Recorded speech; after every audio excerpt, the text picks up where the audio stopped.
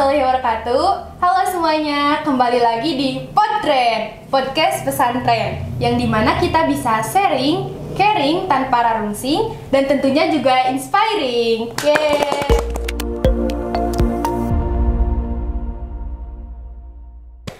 Perkenalkan, saya Hakika. Pada episode kali ini kita akan membahas seputar Olimpiade bersama dua wanita hebat yang ada di pinggir saya. Perkenalkan, yang pertama ada Bu Desi dan yang kedua ada Teh Salsabila. Halo. Halo Kika. Ibu gimana nih kabarnya? Alhamdulillah sehat. Teh gimana kabarnya? Alhamdulillah luar biasa. Allahu Akbar. Insya Allah. Ya udah lama banget ya nggak ketemu. Kesibukan Ibu akhir ini apa aja sama Teh Salsabila selain Ibu sebagai asatidah gitu yang mengajar, juga Teh Salsabila sebagai mahasiswa yang sedang sibuk di semester 6 ini, apa aja gitu selain kesibukan saya itu? Kalau saya sih ya seperti biasa ya, mengurus anak-anak, kemudian memperhatikan santri dan menyiapkan bahan ajar tentunya seperti itu. Ya. Nah, kalau saya pribadi sih selain kuliah, saya juga mengajar, terus juga ikut beberapa kegiatan organisasi sama kerelawanan. Udah sih itu aja paling. Oh, kita aja ya. Hebat-hebat ya Ibu.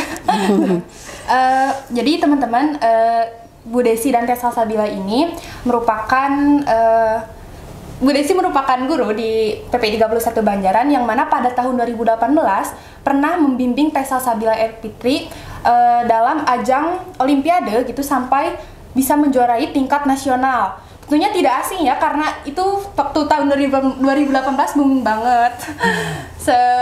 Pesantren tahulah. Nah, Ibu ini saya mau nanya gitu. Pengalaman apa saja gitu yang Ibu dan Teh Salsabila lewati selama mengikuti Olimpiade itu? Pasti kan ada gitu ya pengalaman berharga dan lucu yang pada saat itu terjadi. Kalau pengalaman banyak banget ya Bil ya. Dimulai dari 2017 sebetulnya ya.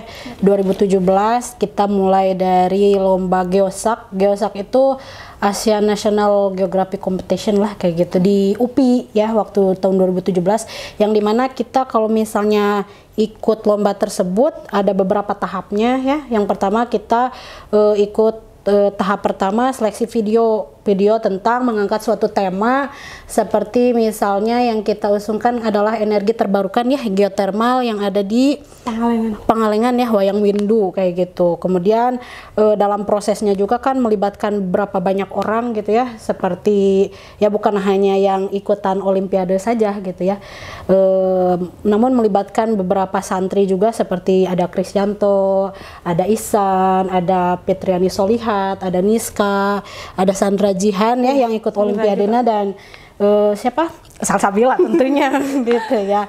Dan pada saat itu mungkin di sana saya lihat ketika pada hari H lombanya gitu kan, karena banyak sekali dan pertama kali mungkin mereka keluar kandang gitu ya istilahnya, mereka seperti wow gitu ya. Betul nggak sih? Speechless nggak sih gitu ya? Wow, ternyata kita tuh nggak hebat sendirian loh di lokasi ini gitu ya, di tempat kita gitu ya. Dan pas pengumuman ya seperti biasa gitu ya, saya tidak berharap banyak gitu, karena memang itu adalah perdana anak-anak keluar kandangnya kayak gitu ya, keluar dari sekolahnya kayak gitu. Dan mungkin di sana Salsabila dan Sandra Jihan juga mungkin terpacu gitu ya untuk lebih apa ya, lebih baik lagi gitu ya, termotivasi untuk berjuang lebih, bukan begitu bukan ya? Iya Bu. Kayak gitu. Ngerasa kayak ada suatu alasan lagi gitu untuk nyoba lagi, Ya, untuk nyoba terus mau gitu. berjuang gitu ya sampai Ya, gitu titik sih. darah. Ya, gitu, Benar gitu.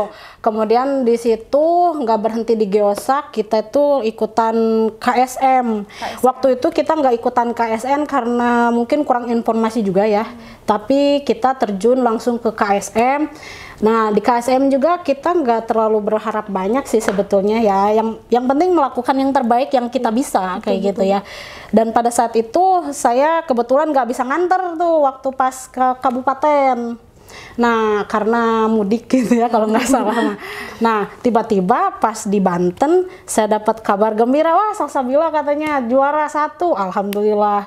Berarti lolos ke kancah provinsi. Juara 1 di tingkat kabupaten. Juara 1 tingkat kabupaten, kemudian masuk ke provinsi. Dan di sana juga banyak pengalaman yang gimana gitu ya. Iya. Nah, kita tuh di Bekasi ya. Iya betul. Di Bekasi kemudian ya banyak fasilitas yang diberikan lah kayak gitu ya, seperti menginap di hotel, kemudian apalagi ada pelatihan juga gitu ya di Ciparai ya pelatihannya. Man Ciparai. Terus ada juga uang saku juga ada ya waktu itu tentunya gitu ya. Nah udah gitu karena nggak tahu kenapa ya Kabupaten Bandung tuh mungkin rada pesimis gitu ya masalah juara-juara kayak gitu. Pengumuman itu ya si peserta semuanya langsung pulang ya Bil ya. Iya, kita dipulangkan saja. Dipulangkan saja, nggak usah nunggu lah kayak gitu ya. Tiba-tiba pas di tengah jalan pengumuman sudah mungkinnya di lokasi tempat KSM itu ada kabar Salsabila dapat juara 1 dan masuk nasional gitu ya. Prosesnya berapa lama dari kabupaten ke provinsi sampai ke tingkat nasional itu berapa bulan? Selang 1 bulan kalau nggak salah ya. Selang 1 bulan. Iya, selang 1, 2, 3 bulan lah kayak gitu. Kalau nggak salah dari kabupaten ke provinsi itu nggak lama gitu. Terus dari provinsi ke nasional juga nggak lama, 2-3 bulanan lah gitu kalau nggak salah kayak gitu ya. Waktu itu terus masuk ke nasional dan ya terkejut saja gitu ya, nggak nyangka gitu ya Bil ya. Speechless gimana gitu ya, itu pengumumannya tuh di bus gitu ya. Oh di bus? Di bus itu pada sorak-sorai gitu, Salsabila dapat gitu. Keren banget gitu kan. Udah gitu ya. Terus kan waktu itu juga ibu bawa itu Hamka. Hamka tuh masih 1,5 tahun kalau nggak salah. Dibawa-bawa kemana-mana. Wah perjuangan banget gitu kan. Sampai ya gimana ya. Sampai istilahnya mah dia yang bawa hoki gitu. bisa disebutkan seperti itulah. Kayak gitu. Gitu Bil, gimana kalau Bila gimana ininya? Dari Salsabila selaku pesertanya ibu yang mengerjakan soal-soal itu gimana teh? Terus tips and trik apa saja sih gitu supaya kita bisa sukses gitu dalam mengikuti Olimpiade, apalagi kan ini udah sampai tingkat nasional nih pasti banyak banget yang harus dipersiapkan. Nah itu apa aja sih teh? Oke, mungkin buat sedikit nambahin kali ya tadi yang udah disampaikan Bu Desi dari sudut pandang saya gitu sebagai peserta waktu pertama ikut Geosak. Sebenarnya waktu pertama ditawarin Bu Desi itu agak ragu saya tuh karena sebelumnya sudah janji gitu pegang mata pelajaran sejarah untuk membaca dan cermat. Kemudian saya konsultasi dengan Ustadz sejarah waktu itu Ustadz Fadli Allah Yarham. Beliau menyerahkan semuanya pada saya. Saksina Bila, kalau misalnya kamu mampu sok aja ambil katanya teh gitu. Ustadz tidak akan menghalangi. Nah dari situ saya kayak ya udah kapan lagi gitu nyobanya gitu karena kan dari namanya saja buat saya gitu kelihatan keren se-ASEAN gitu ya. Terus mungkin nanti bakal ketemu orang-orang dari mana. Langsung saya bilang ke Bu Desi, singkat cerita ketika hari lomba itu mental ciut banget. Baik saya maupun Sandra gitu ya. Kita rada ngehulang gitu ya sudah datang ke sana teh karena kita lihat secara langsung gitu lawan-lawan kita, saingan-saingan kita, mereka banyak yang dari sekolah internasional, kemudian dari yang swasta yang mungkin grade-nya udah A gitu ya. Terus itu juga kan banyak dari yang sekolah-sekolah non muslim juga gitu, dimana kita nggak biasa kan ya, kita nggak biasa lihatnya. Nah pas hari pengumuman juga itu jujur sih sakit hati banget gitu, saya nangis saya nangis udah sih, tapi saya nangis karena saya ngerasa sudah mengecewakan sekolah gitu kok, karena apa ya, perjuangan untuk ketika Geosak itu mengeluarkan banyak hal ya, baik dari Bu Desi gitu, terus dari pihak sekolah juga, dari teman-teman juga penyusun video itu, saya ngerasa bersalah gitu, saya aduh gimana ya, nggak enak gitu, gimana ya. Terus yang menangnya tuh di belakang saya duduknya, dia ketika pengumuman ke depan bawa piala yang gedenya tuh sedada ya Bu ya, 100 lebih sentimeter. Terus dari panggung dia turun bawa piala, terus lihat teman-temannya itu pada bersorak gitu. Buat itu kayak ke saya tuh kayak sedih gitu ya, bukan apa ya, kayak ngerasa aduh gimana kapan ya saya seperti itu gitu ya. kapan ya suatu hari saya bisa bikin bangga gitu ya, kapan ya suatu hari saya bisa ngasih timbal balik buat pesantren gitu. Terus setelah Geosak itu saya ada kejadian lucu sih ini. Saya sempat ketika di kelas itu ngobrol ke salah satu temen, itu kayak nyeletuk aja, cuman nyetuknya tuh gini, pokoknya emang nggak mau tahu nanti ketika KSM harus sampai nasional. Itu bener-bener nyeletuk banget. Itu mah nggak kebayang, maksudnya nggak nge-planning gitu, bener-bener pengen nasional, tapi cuman nyeletuk aja weh gitu. Saking mungkin waktu Geosak itu saya ngedown gitu kan. Terus ketika KSM ya berjalanlah sedikit-sedikit dari kabupaten sampai nasional, dan jujur itu merupakan pengalaman yang luar biasa gitu buat saya, karena kan saya anaknya anak rumahan gitu. Terus kayak ketika ikut lomba gitu, ketika ketemu teman-teman dari luar gitu, dari kontingen lain atau dari kontingen sesama Jawa Barat, itu saya ngerasa kayak dibukakan gitu. Oh ternyata gini ya gitu, oh ternyata ada kesempatan ini. Jadi saya ngerasa dari ikut lomba, dari ikut KSM tuh sebenarnya ngebuka pintu kesempatan buat yang lain juga gitu. Terus saya juga ngerasa kayak dapat silaturahmi gitu, dapat silaturahmi yang kuat gitu. Relasi pertemanan. Nah relasi pertemanan sama orang-orang di luar yang masya Allah banget gitu. Bahkan sampai sekarang orang-orangnya tuh udah jadi orang yang keren gitu, orang yang luar biasa. Dan itu kan tentu jadi pelajaran yang berharga gitu. Terus kalau mungkin untuk tips and triknya sebenarnya itu balik lagi ke gaya masing-masing kali ya. Karena kan tiap orang ada beda-beda ya cara pembelajarannya, cara memahami materinya. Tapi untuk saya sendiri ketika waktu itu Bu Desi juga sudah menekankan bahwa kita harus sering banyak latihan soal. Pertama itu. Yang kedua, kita harus kenali materi apa yang sulit buat kita. Kalau saya gitu ya, saya di kayak list dulu, kan ada kisi-kisinya tuh. Nah, saya tuh di list diurutkan mana materi yang mudah bagi saya, mana materi yang sedang, maksudnya lumayan dipahami lah ya. Dan mana materi yang paling sulit saya pahami. Dan dari situ, kadang kalau di rumah belajar mandiri itu saya urutkan, saya belajar dulu materi yang paling susah, yang susah dipahami. Nanti ketika bertemu dengan Bu Desi, belajar dengan Bu Desi, nanti saya tanyakan ke Bu Desi, terus dibantu juga sama Ustadz Elva, terutama dalam geografi, teknik dan pemetaan ya Bu ya. Itu sangat terbantu sekali karena kan kita jurusan IPA ya. Nah, terus materi geografinya itu cuma materi kelas 10 gitu. Jadi ketika berhadapan dengan geografi teknik, geografi pemetaan itu jauh di luar bayang-bayang saya pribadi. Tapi alhamdulillah atas bantuan Ustadz Elva juga banyak insight yang masuk buat saya gitu sih paling. Sama apa lagi ya, jangan kalau misalnya kita ketika melakukan proses tersebut jangan menyerah, tapi kita tuh harus yakin aja gitu, nggak apa-apa ya, nggak apa-apa, pokoknya jalanin aja, hasilnya kayak gimana ya itu mah gimana nanti. Sekarang mah kita usaha yang terbaik aja lah sebisa mungkin gitu, meskipun mungkin pasti banyak struggle-nya ya, apalagi Bu Desi juga saat itu mungkin Ibu harus mengurus Hamka juga, ditambah mungkin harus membimbing saya dan juga mengajar dan lainnya.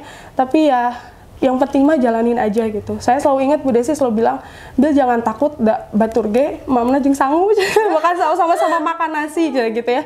Tongsia lah sama-sama makan nasi gitu paling. Ya Masya Allah keren banget ya. Nah ini buat Bu Desi, mental dan motivasi seperti apa sih gitu yang harus ditanamkan dari seorang pembimbing gitu ke peserta yang dibimbing supaya bisa bisa sukses gitu mengikuti Olimpiade. Karena kan mental itu merupakan hal yang penting ya Ibu kalau mengikuti lomba-lomba kayak gitu. Iya betul, mental itu nomor 1 gitu ya. Jadi yang pertama harus berani mengambil resiko apapun gitu ya. Kan yang namanya KSM atau Olimpiade itu kan butuh waktunya, nggak sekali jadi juara, nggak bisa seperti itu kan, harus ada prosesnya, proses belajarnya gitu ya. Itu harus mengorbankan waktu belajar di kelas juga. Nah itu yang harus ridho gitu ya, harus berani ngambil resiko itu kayak gitu. Kemudian jangan takut kalah. Waktu tahun kemarin gitu ya, kebetulan saya membimbing 2 orang ceritanya. Nah 1 orang itu, Bu saya mah udah takut kalah, ya udah daripada ragu-ragu mending jangan gitu. Jadi kalau misalnya dia berada di posisi abu-abu, mending jangan gitu. Harus jelas, harus tegas gitu. Saya bisa, saya berani. Apapun hasilnya saya akan mencoba dan melakukan yang lebih baik lagi kayak gitu. Nah, kemudian kalau misalnya motivasi, ya kembali lagi sih sebetulnya mah motivasi kepada dirinya sendiri gitu. Tujuan lombanya itu untuk apa gitu? Apakah ingin terkenal ataukah ingin apa ya, coba-coba saja? Nah, terus apakah ingin apa ya? Ya ingin dikenal banyak orang gitu ya. Nah, itu balik lagi motivasinya ya ke dirinya sendiri mau apa gitu. Kalau misalnya mau coba-coba ya mending jangan, itu bukan ajang untuk coba-coba gitu. Karena yang namanya olimpiade itu seperti perang, kalau saya ibaratkan seperti perang, dan saya selalu memanggil anak didik saya itu prajurit gitu. Prajurit yang harus menyiapkan amunisi terbaiknya kayak gitu. Biar apa? Biar nggak kalah perang gitu. Ketika kita di medan perang, banyak hal yang bisa terjadi. Banyak hal yang bisa terjadi itu kita asumsikan dalam soal olimpiade. Bisa banyak hal yang terjadi, bisa soal apa saja yang keluar gitu. Makanya siapkan amunisi terbaik gitu. Dengan cara ya belajar yang baik gitu kan, banyak baca, kemudian tidak pantang menyerah kayak gitu. Kalau misalnya ini teh geografi teh kan saya khususan geografi ya, geografi mah terlalu luas gitu, kumahanya gitu cara untuk membatasinya kayak gitu. Ya kita balik lagi ke kisi-kisi kayak gitu ya. Kalau misalnya dirasa terlalu luas, balik lagi ke kisi-kisi. Nah itu yang harus dilakukan gitu ya. Belajar sesuai dengan kisi-kisi saja kalau misalnya dirasa terlalu luas gitu. Itu sih kalau menurut Ibu motivasi dan mental itu memang harus ada di dalam diri setiap pejuang kayak gitu ya. Kemudian attitude juga. Attitude yang utama juga itu attitude. Attitude di dalam olimpiade itu harus bisa konsisten, kemudian disiplin, kemudian apalagi ya, intinya mah kalau bukan saya bosi ya, tapi kalau ketika saya menyuruh nih pelajari ini sampai ini gitu ya, bukan hanya dasarnya saja, tapi dia harus bisa ngulik gitu, ngulik sampai ke akar-akarnya gitu, sehingga tanpa harus disuruh pun polanya bisa terbaca gitu ya, bisa bisa dilakukan dengan sendirinya lah kayak gitu, sehingga ya gening udah tahu materi ini teh, gening udah tahu, berarti tinggal melanjutkan saja kalau seperti itu. Jadi tidak harus selalu disuapi gitu ya sama pembimbing teh gitu. Jadi ya harus berani mengambil resiko kayak gitu. Harus mandiri juga ya? Iya, harus mandiri gitu, karena kalau misalnya hanya sekedar pelatihan soal juga itu nggak bagus juga sih gitu, karena pendalaman materinya hanya sebatas soal itu saja gitu.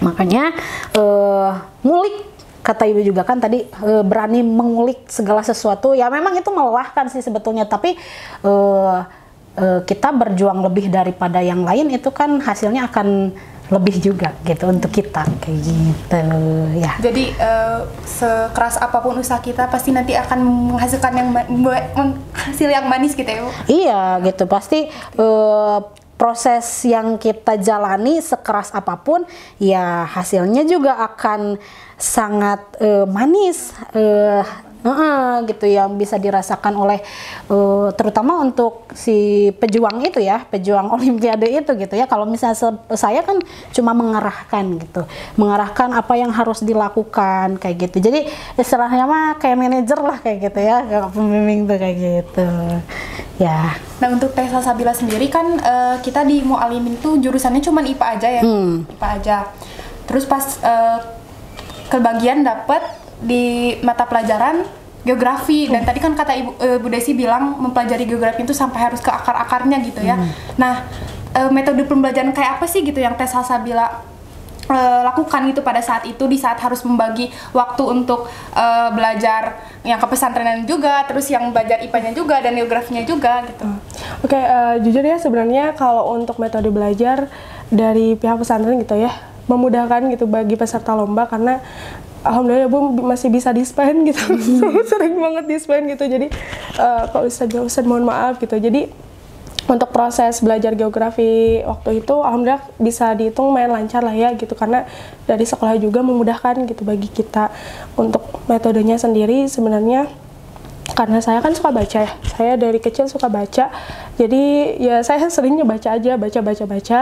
Terus ketika lombanya yang bertahap kayak dari kabupaten ini itu latihan soal dan baca materinya itu kalau waktu tingkat kabupaten saya langsung loncat ke provinsi. Jadi latihan soalnya itu bukan latihan soal kabupaten aja, tapi langsung loncat ke provinsi, ke nasional. Nah ketika ke provinsi, tambah lagi ya Bu ya, soal nasional, kadang-kadang pas sampai nasional bahkan soal SNMPTN, ya? Iya, soal SNMPTN, SBMPTN. Kemudian waktu tingkat mau masuk ke tingkat nasional, itu juga kita latihan soal apa ya, International Geography Olympiad sama IGCSE Cambridge. Nah, sampai itu tuh beli bukunya, saya tuh beli bukunya gitu karena kan jaga-jaga ya. Ketika kita mau ikut lomba, tadi benar apa yang sudah dibilang Ibu Desi bahwa kita nggak bisa tahu nih soal yang keluar apa gitu. Meskipun dikasih tahu kisi-kisinya, tapi kan kadang kita soalnya nggak tahu sama sekali. Gitu ya, sering kali di luar dugaan. Jadi ketika latihan soal itu saya loncat. Jadi saya sama Bu Desi itu sama Sandra juga loncat aja gitu. Ketika kabupaten latihannya sama yang provinsi gitu, soal-soal provinsi. Ketika nasional latihannya ditambah sama soal-soal internasional. Itu tuh sebenarnya biar kita tuh lebih tahu gitu, lebih tahu sejauh mana pemahaman kita sama lebih apa ya, biar lebih komprehensif gitu materi yang kita tahu tuh. Gitu sih metode belajarnya. Sama mungkin ditambah kalau saya banyak nanya-nanya ke teman-teman kayak gimana gitu. Teman-teman sanawiyah sebenarnya kalau nanya ke teman tuh lebih ke gimana ya mentalnya biar nggak ini gitu. Apa ya Bu ya? Apa sih? Sharing-sharing gitu. Sharing-sharing sama biar teku meok, meme dipacok gitu bahasa Sundanya mah ya. Paling gitu sih untuk metode belajarnya mah.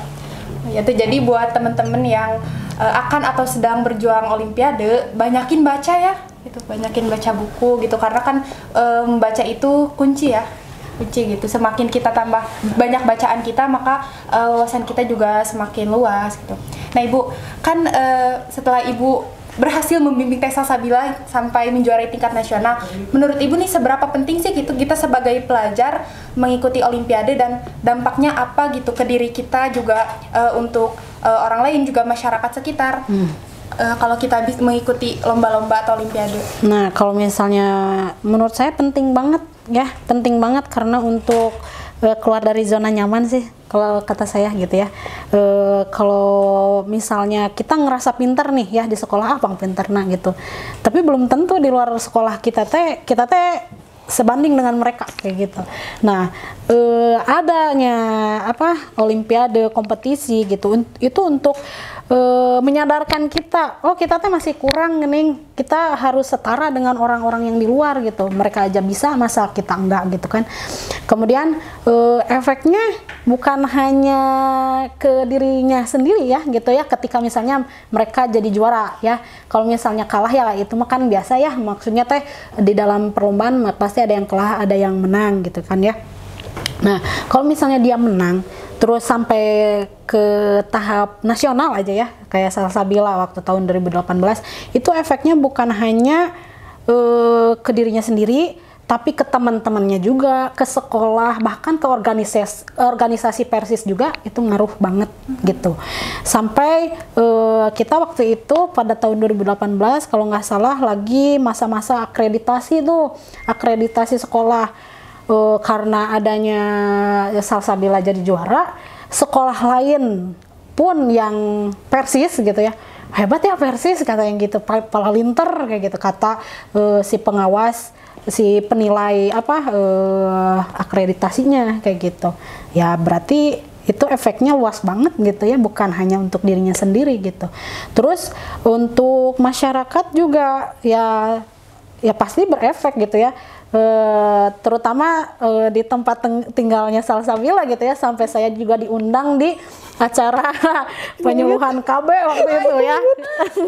Ya karena bangga gitu ya. Di mana tuh itu teh? Di Pasiruni Bu. Nah di Pasiruni. Nah di desa Pasiruni itu ceritanya ada penyuluhan KB ya, keluarga berencana. Di situ dihadiri oleh Dede Yusuf waktu itu ya. Karena nggak tahu kenapa ngundang kita gitu ya, ngundang Salsabila sih intinya mah ya, karena sebagai anak emasnya desa Pasiruni gitu kan ya. Nah diundang ke sana, pembimbingnya juga ikut, oke. Mudirnya juga ikut, oke gitu ya. Terus apa gitu ya, intinya apa gitu ya, membanggakan Salsabila gitu kan. Terus di acara itu juga ada momen lucu ya, nggak apa ya, nggak niat gitu ya dapat door prize di sana ibu teh ya, cuman tahu-tahu pulang dari penyuluhan itu teh dapat rice cooker aja waktu itu. Iya. Nggak nyangka gitu ya, mungkin masyarakat di sana ya saha sih sebenarnya, tiba-tiba datang kok dapat dapat door prize gitu kan, cuma menjawab pertanyaan tentang stunting waktu itu teh gitu ya. Alhamdulillah aja gitu ya. Berarti kan efeknya juga membawa rezeki buat saya ya gitu. Nah terus ya banyak sih efeknya gitu. Pesantren jadi terkenal, nilai sekolahnya jadi naik gitu dan lain sebagainya, itu efeknya luas banget gitu ya. Dan saya berterima kasih pada Salsabila ya, sudah membawa nama harum pesantren kita gitu ya pada saat itu gitu. Kalau yang Teh Salsabila sendiri rasakan itu apa sih gitu, dampak yang masih bisa dirasakan sampai sekarang gitu?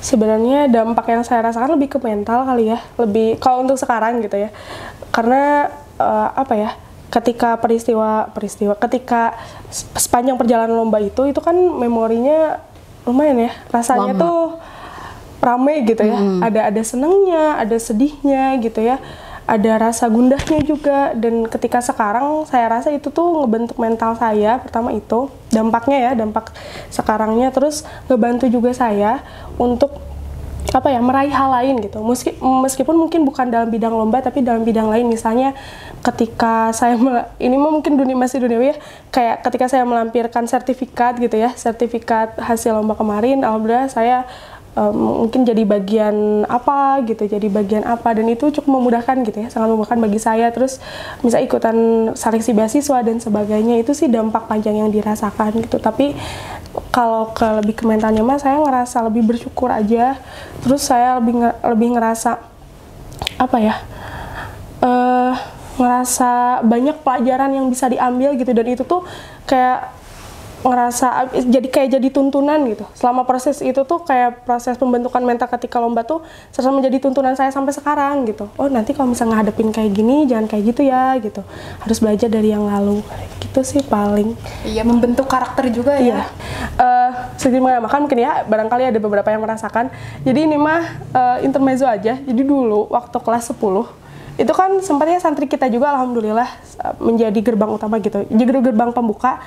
Kita masuk ke KSM tingkat nasional. Waktu itu tuh Anis Nida Hanifah yang menjuarai biologi juara 1. Terus habis lomba kan ngasih speech ya di depan. Itu di mimbar.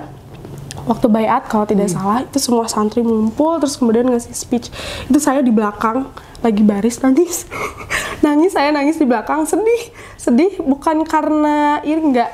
Saya ikut bangga gitu ya, tapi saya sedih karena aduh kapan ya saya kayak gitu. Jadi di situ saya nangis aja gitu, nangis terharu tapi sambil sedih ke diri sendiri gitu.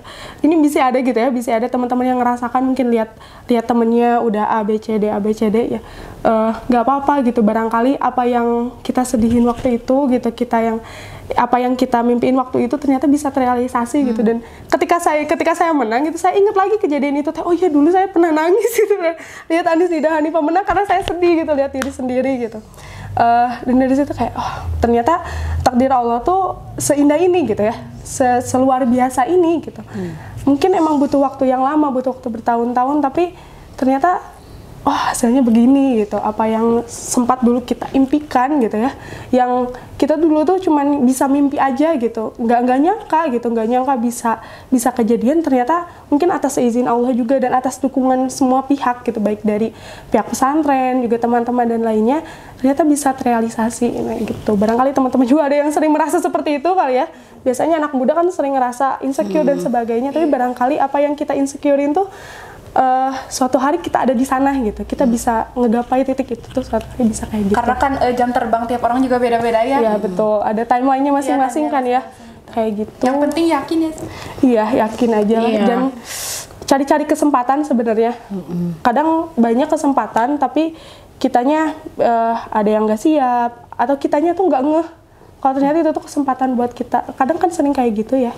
Mungkin saya ingat ada satu nasihat yang sangat berbekas gitu dari mudirul am kita semua, Ustadzah Om, bahwa waktu itu ketika kita melakukan kegiatan apapun, aktivitas apapun, niatnya harus dijaga, niatnya harus lillah gitu ya, niatnya harus lurus, harus istiqomah, meskipun mungkin pasti kita di tengah jalan tuh ada aja yang bikin kita tuh kayak belok niatnya gitu, atau ada aja yang bikin kita tuh malas, tapi kita tuh harus ingat lagi, oh niat kita tuh sebenarnya ini gitu, harus ingat pokoknya niat kita tuh buat Allah gitu, buat kemaslahatan bersama gitu sih paling. Jadi harus niat itu harus dijaga juga, harus lillah gitu ya. Iya. Supaya Allah juga meridhoi setiap langkah kita ya. Meskipun emang di jalan juga, saya di tengah jalan juga kadang suka ada gitu ya yang bikin kayak aduh ada asa pengen ini gitu, niatnya tuh asa ditambah-tambah lagi sama yang lain gitu, ada niat-niat yang ini, tapi kalau tiap ingat nasihat itu ya aduh pokoknya kembali gitu, jangan ini, jangan belok gitu sih paling. Nih untuk pamungkas ya Ibu, pertanyaan terakhir, apa sih gitu kesan dan pesan yang ingin Ibu dan Teh Salsabila sampaikan kepada para penonton yang sedang atau mungkin akan mengikuti Olimpiade? Kalau dari saya mah, pengalaman kalian itu harus berani keluar dari zona nyaman gitu loh. Yang mungkin sekarang kita dibuai dengan pembelajaran daring mungkin ya, kemudian banyak kendala dan lain sebagainya, bukan berarti kita tuh nggak bisa gitu, cuman kitanya aja mau atau enggak keluar dari zona nyaman itu. Kalau misalnya kita mau keluar dari zona nyaman itu, berarti kan ada usaha yang harus dilakukan. Nah, usaha itu pasti ada macamnya, ada yang susah, ada yang mudah gitu kan. Nah, jadi siap nggak gitu untuk keluar dari zona nyaman itu gitu, supaya kita ya berkembang lebih baik lagi gitu, nggak di situ-situ aja gitu posisinya gitu. Karena jujur selama COVID ini saya pun terkena mental sickness lah kayak gitu ya, istilahnya jenuh lah kayak gitu ya, jenuh karena mau mengembangkan pembelajaran juga sulit gitu karena terbatas kayak gitu, geografi itu luas gitu ya, banyak hal yang bisa dilakukan gitu kan.